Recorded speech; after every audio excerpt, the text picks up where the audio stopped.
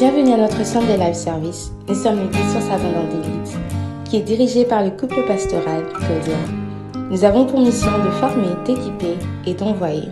N'hésitez pas de partager la vidéo avec vos amis et de la suivre en famille. Que Dieu vous bénisse, restez connectés. Nous allons commencer dans quelques instants.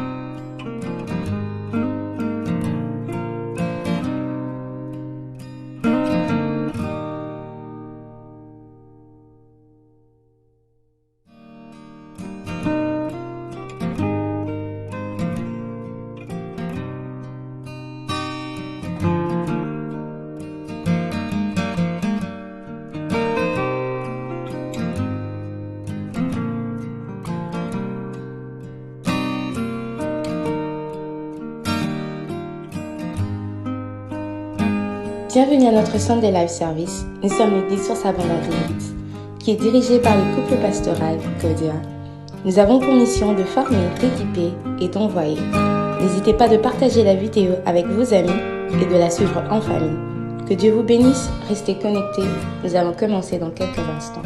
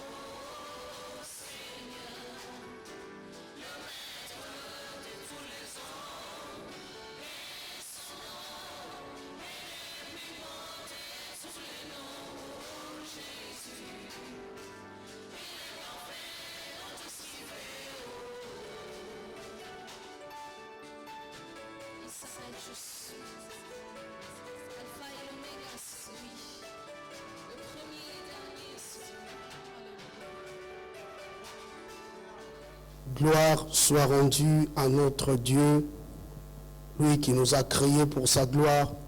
Nous bénissons son nom. Et en ce moment, je vous bénis tous au nom de Jésus-Christ. Là où vous êtes, que la paix de notre Seigneur demeure. Et en ce moment où nous voulons écouter la parole de Dieu, nous allons ouvrir nos Bibles et nous allons lire Jean chapitre 21 du 18e verset jusqu'au 19e et puis Jean chapitre 14 du 15 au 20e verset.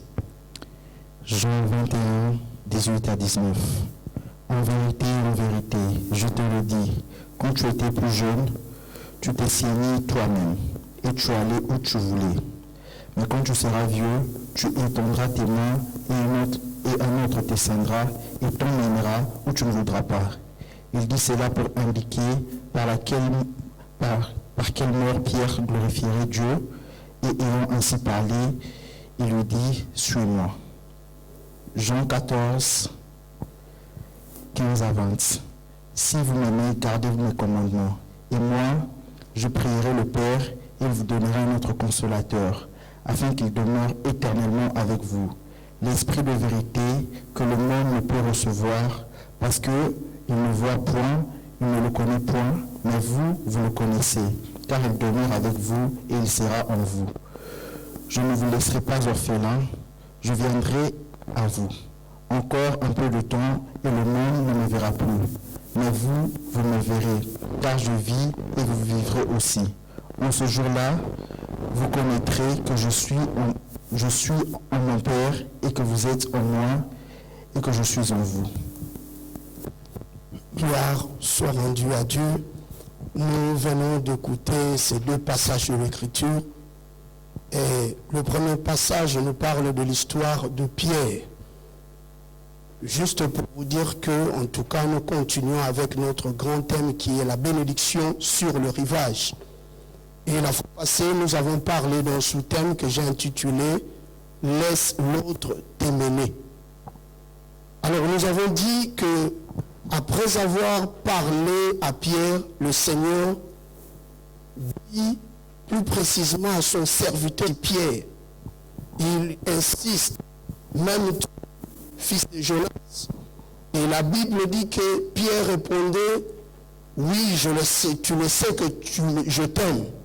Mais à la troisième fois, la Bible dit que Pierre fut attristé et il dit au Seigneur, je sais que tu connais toutes choses. Et après cela, le Seigneur lui dit, quand tu étais jeune, tu t'es saigné, tu allais où tu voulais. Mais quand tu seras vieux, tu étendras tes mains et l'autre va te mener. Alors, nous avons dit, quand le Seigneur avait dit, quand tu étais plus jeune, il a voulu juste dire à Pierre, quand tu étais encore immature. Le plus jeune signifie néos en grec, et ce mot signifie immature ou celui qui est né récemment. Il voulait aussi dire que quand tu te croyais encore fort, quand tu vivais encore selon les désirs du monde, il ajoute, quand tu faisais tout cela, quand tu étais encore jeune, tu t'es saigné toi-même, tu te couronnais, tu cherchais encore ta propre gloire, mais tu ne cherchais pas la gloire de l'Éternel, la gloire de Dieu. Et il dit, tu allais où tu voulais, tu faisais ta propre volonté. Amen. Mais il dit, quand tu seras vieux, ce mot signifie autre chose. Nous avons dit que quand le Seigneur parlait, quand tu seras vieux, c'est quand tu seras fatigué des choses de ce monde. Vous savez, tant que tu n'es pas encore fatigué des choses de ce monde, tu te croiras encore fort. Et en ce moment-là, le Seigneur ne peut rien faire dans ta vie parce que tu as encore des possibilités. Et il dit à Pierre, quand tu seras vieux, tu étendras deux mains. Et nous avons dit que quand une personne étend sa main et il laisse l'autre, c'est qu'il y a encore une réserve. Il a encore de possibilités pour faire. Mais le Seigneur veut que nous puissions arriver jusqu'au bout pour que lui commence. Tant que tu n'arrives pas encore au bout, laisse-moi te dire que le Seigneur ne fera rien. parce que tu te crois encore que tu es fort. Alors il faut se laisser totalement conduire par le Saint-Esprit, par l'autre. Et nous avons dit, quand Jésus parlait de l'autre, il parlait du Saint-Esprit. Mais aujourd'hui, nous allons développer cela. Et le verset 19 dit ceci. Le Seigneur, après avoir dit cela, il dit à Pierre, suis-moi. Mais quand on se pose la question, mais comment suivre celui qui était déjà mort ressuscité et il voulait déjà monter au ciel? C'était dans quelques jours, il devait monter. C'était près du jour de l'ascension. Alors comment suivre quelqu'un qui a déjà une pensée de monter, d'aller au ciel? Comment? Et nous avons dit, quand le Seigneur parlait de l'autre, il faisait aussi allusion au Saint-Esprit. Alors aujourd'hui, par la grâce de Dieu, nous continuons avec notre sous-thème « Laisse l'autre te mener », mais avec un point que je vais développer cet après-midi, que j'ai intitulé « Je suis le Saint-Esprit ». Oui, tu diras, mais pourquoi le pasteur peut dire « Je suis le Saint-Esprit » ? Alors, en lisant ce passage de l'Écriture, d'abord, j'aimerais bien te dire, avant de parler toute chose, que chaque appellation de Dieu dans la Bible a une signification et un impact dans nos vies. Est-ce que tu peux dire Amen? Chaque appellation de notre Seigneur, de Dieu dans la Bible, a une signification. Le Seigneur ici, il parlait de lui-même. Il parlait de lui-même quand il parlait de l'autre. Aujourd'hui, je veux le développer par la grâce de Dieu. Vous savez, quand vous lisez le deuxième passage que nous avons lu, dans Jean chapitre 14, le Seigneur parle de lui-même quand il enseignait à ses disciples sur le Saint-Esprit. D'abord, c'était un enseignement merveilleux. Il était avec ses disciples pendant 3 ans. Il parlait de beaucoup de choses. Il les enseignait. Mais la Bible dit dans le chapitre 13 de l'évangile de Jean, juste après la sortie de Judas, oh j'ai aimé ça, juste après la sortie de Judas, dans Jean chapitre 13, le verset 31, la Bible dit ceci: lorsque Judas fut sorti, Jésus dit, maintenant le Fils de l'homme a été glorifié et Dieu a été glorifié en lui. Si Dieu a été glorifié en lui, Dieu aussi le glorifiera en lui-même et il le glorifiera bientôt. Donc, avec la présence de Judas, le Seigneur ne pouvait pas enseigner à ses disciples le Saint-Esprit. Bien-aimé, toi qui as le Saint-Esprit, tu es un privilégié de Dieu. Le Seigneur t'a donné un don merveilleux. Il ne vit plus à côté de toi, mais il est maintenant en toi. Voilà pourquoi j'avais dit qu'à chaque appellation de Dieu dans la Bible, il y avait toujours une signification et un impact dans nos vies. Alors ici, dans Jean chapitre 14, à partir du 15e verset jusqu'au 20e verset, Jésus, quand il enseignait sur le Saint-Esprit à ses disciples, il leur disait indirectement que je suis le Saint-Esprit. Amen. C'est le Seigneur qui dit à ses disciples indirectement que je suis le Saint-Esprit. Mais pourquoi? La Bible commence à dire que dans le verset 15, il dit à ses disciples, si vous m'aimez, gardez mes commandements. Et moi, je prierai le Père, et il vous donnera un autre consolateur, afin qu'il demeure éternel avec vous. L'esprit de vérité que le monde ne peut recevoir parce qu'il ne le voit point et ne le connaît point. Mais vous le connaissez car il demeure avec vous et il sera en vous. Amen. Il parle de l'esprit de vérité que le monde ne peut connaître C'est cet esprit-là que le monde ne peut connaître, le Saint-Esprit. Vous savez, nous sommes des privilégiés de Dieu parce que nous avons reçu le Saint-Esprit. Le monde ne voit pas le Saint-Esprit, mais toi tu le vois. Peut-être tu es ignorant, tu vois le Saint-Esprit et tu le connais. Si tu ne le connais pas, c'est que tu n'as pas reçu encore le Saint-Esprit. Alléluia. L'Esprit de Dieu doit être vu et connu par nous. Nous sommes appelés à connaître et à voir le Saint-Esprit. Vous savez, ce qui a été vu et connu peut encore être entretenu. Si tu ne vois pas la chose et tu ne la connais pas, c'est difficile de l'entretenir. Entretenir, c'est aussi maintenir. Alléluia.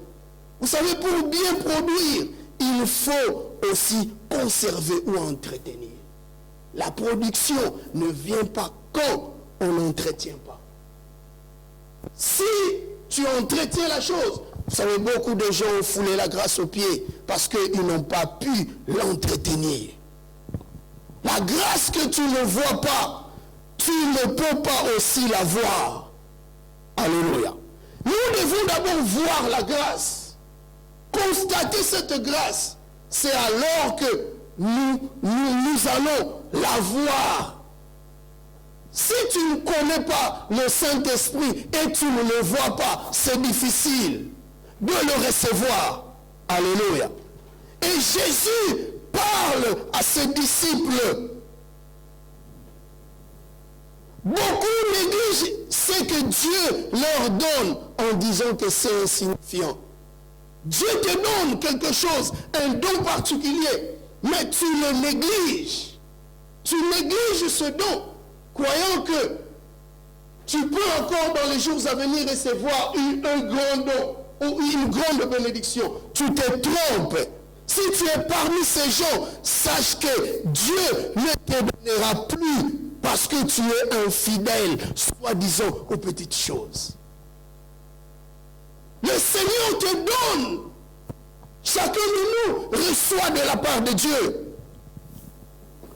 Quand Dieu te donne quelque chose, il faut d'abord l'entretenir. Il faut d'abord la valeur ajoutée. Commence par d'abord l'entretien de ce que tu reçois. Si tu reçois quelque chose et que tu la négliges, ne t'attends pas aux grandes choses. Alléluia. Beaucoup ont fait la grâce aux pieds. Beaucoup ont négligé le don que Dieu leur a donné. Celui qui voit et qui connaît le Saint-Esprit, c'est celui qui fait l'œuvre de Dieu le Père avec fidélité. Tant que tu n'es pas fidèle, bien-aimé, l'œuvre de Dieu peut commencer sous forme d'une petite semence. Dieu a déposé une petite semence en toi. Mais tant que tu n'arrives pas à la conserver, c'est difficile pour que cette semence puisse produire. Alléluia. On doit connaître Dieu à travers ses œuvres dans nos vies. L'homme qui connaît les œuvres de Dieu, c'est un homme qui marche avec l'esprit de vie, l'esprit de vérité.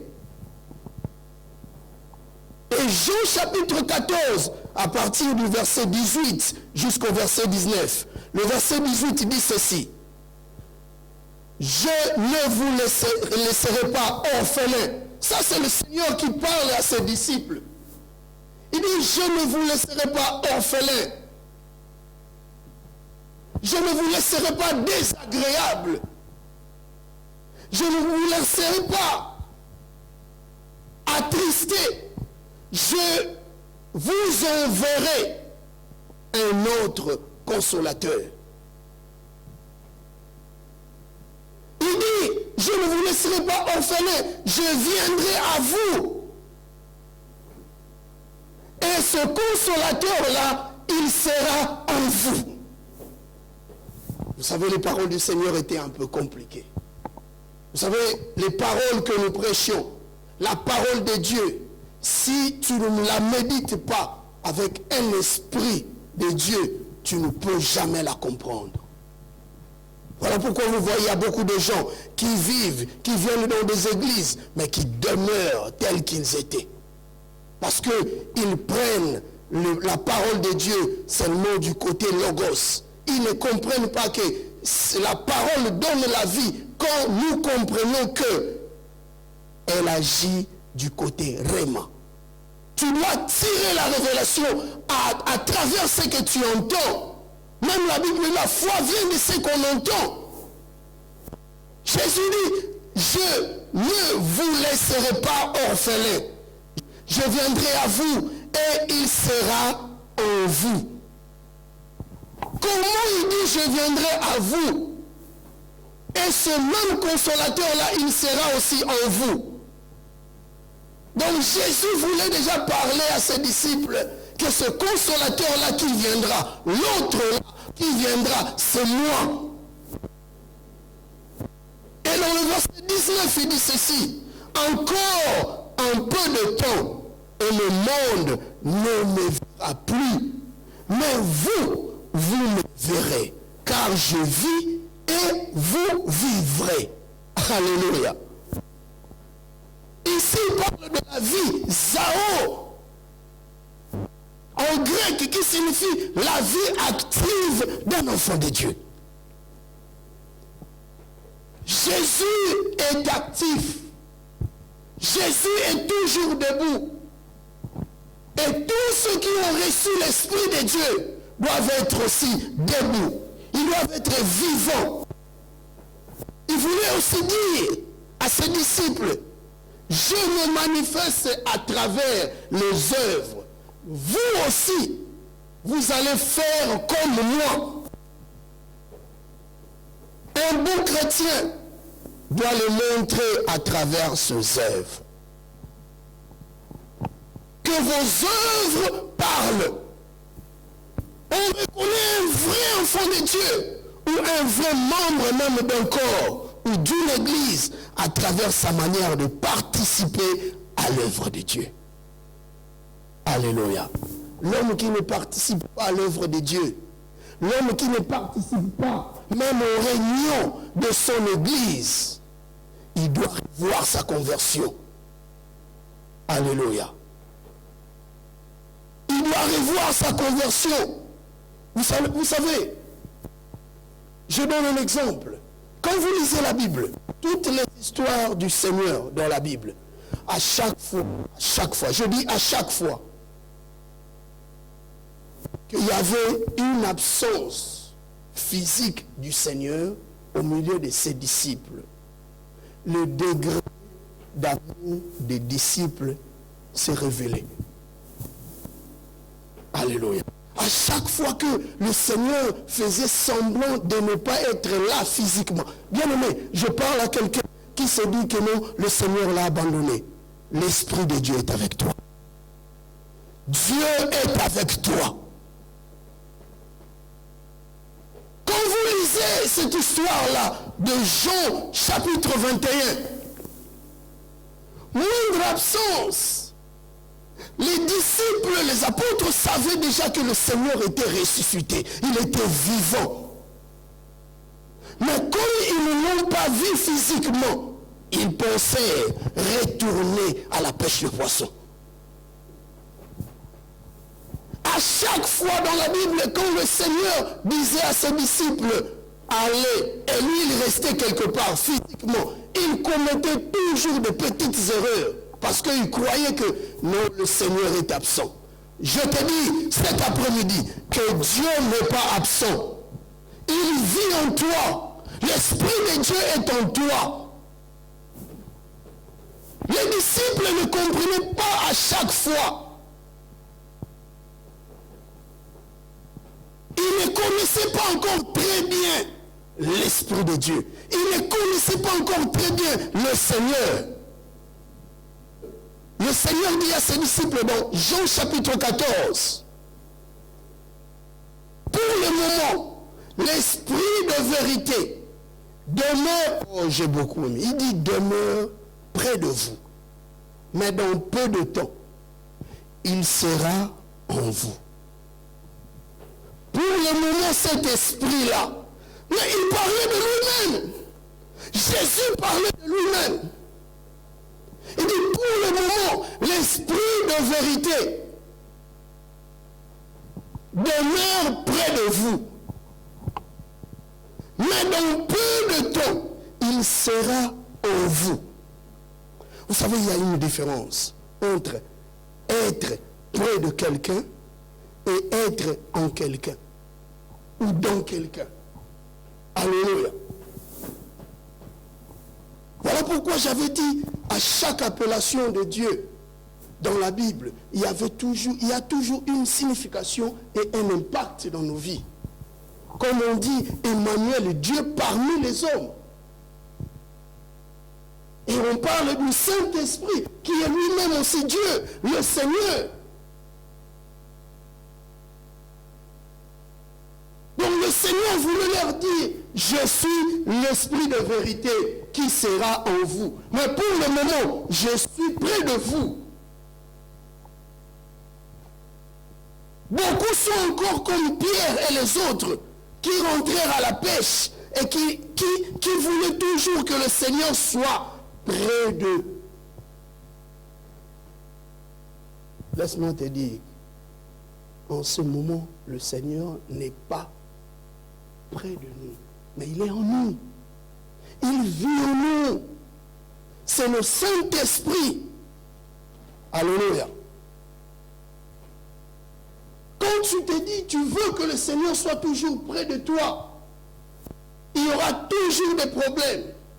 Tu peux même t'opposer à ses idées ou ses suggestions. Ton moi. Ce combat-là va exister. Vous savez, quand j'ai un bon conseiller, j'ai un conseiller auprès de moi, ou près de moi, à chaque fois, quand il peut me conseiller, me prodiguer un conseil, je peux lui dire, non, non, non, non, non. Je refuse ce conseil-là. Ce n'est pas bien. Mais quand Jésus s'incarne en toi, tu es devenu un avec lui. Alléluia. Tu deviens un avec lui.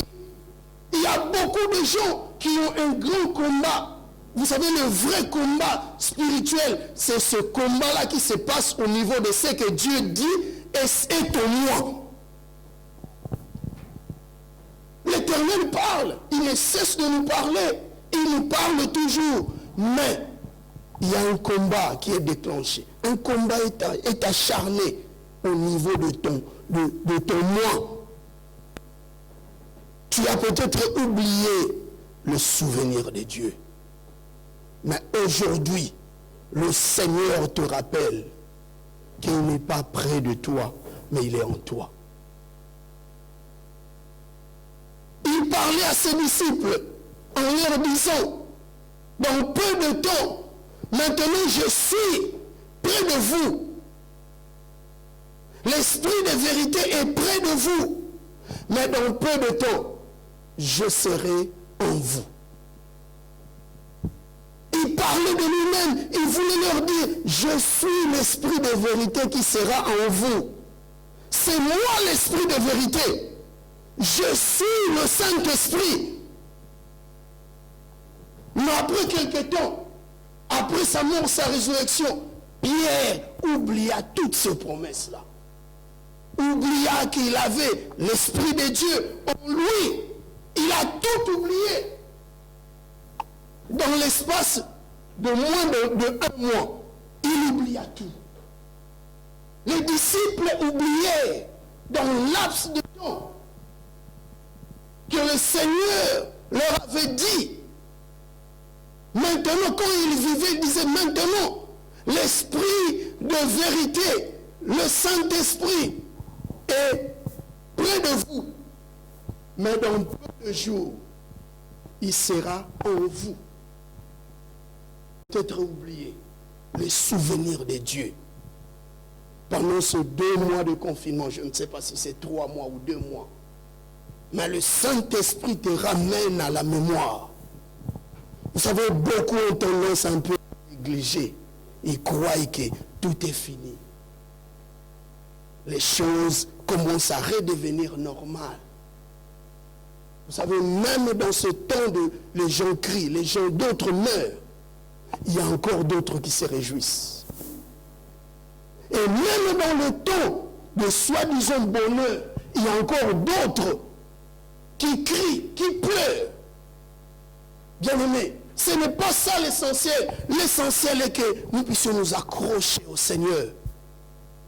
Que nous puissions comprendre que le Saint-Esprit, Jésus-Christ, n'est plus près de nous, mais il est en nous. Je prie pour quelqu'un que le Seigneur ou le Saint-Esprit lui rappelle encore quelque chose qu'il a fait. Dieu t'a fait de grandes choses. Et il te dit cet après-midi, il n'est plus près de toi, mais il est en toi. Recevoir le Saint-Esprit, c'est posséder le caractère et toute l'idéologie du Seigneur Jésus-Christ. Vous savez, quand le monde ne te comprend pas, quand le monde voit un peu des choses floues dans ta vie, sache-le que la gloire de Dieu veut s'éclater dans ta vie. Et quand Jésus parlait de l'autre à Pierre, il parlait du Saint-Esprit. Notre problème maintenant est que nous ne voulons pas étendre nos deux mains. Nous venons avec une seule main. Et c'est impossible que le Saint-Esprit puisse te conduire avec une seule main. Tu dois amener tout, ton corps, ton âme et ton esprit. Il y a beaucoup de gens qui ne grandissent pas dans le Seigneur parce qu'ils ont étendu une seule main. Et le Seigneur veut que tu puisses venir de tout ton cœur, de toute ton âme et de tout ton esprit. Pour que le Saint-Esprit agisse dans ta vie, tu dois te sacrifier. Et il te dit encore cet après-midi que c'est moi le Saint-Esprit. Je suis le Saint-Esprit. Étends tes deux mains pour qu'il te mène. Laisse-toi emporter. Ne résiste pas à la voix de Dieu. On ne peut jamais recevoir une solution spirituelle. Sans être spirituel, c'est difficile de recevoir une solution qui vienne de l'esprit vivifiant, de l'esprit de vérité. Et le Seigneur ne veut pas seulement être près de toi, parce que s'il est près de toi, il y aura toujours des problèmes. Il y aura toujours une guerre entre ce qu'il te dit et ce que toi tu penses. Tu vas toujours t'opposer à ce que Dieu te dit. Tu vas chercher des raisons, tu vas chercher des stratégies, des méthodes pour échapper à la voix de Dieu. Et laisse-moi te dire que le Seigneur te dit, c'est en toi qu'il veut se manifester. C'est en toi. Il veut t'utiliser. Quitte la légèreté. Quitte les choses inutiles. Quitte la bassesse. Donne-toi au Seigneur. Je te dis, donne-toi au Seigneur. Parce que c'est lui, le Saint-Esprit. Il te dit, je suis le Saint-Esprit. Nous allons continuer la prochaine fois. God bless you. Bye bye. Vous pouvez continuer à soutenir l'Église par vos offrandes, vos dîmes et la contribution de la salle via banque transfert sur le compte bancaire de l'Église. Le numéro de compte est le 333 618 68 333 618 68 et le seul code est le 30 90 92 soit le 30 90 92. Que Dieu vous bénisse.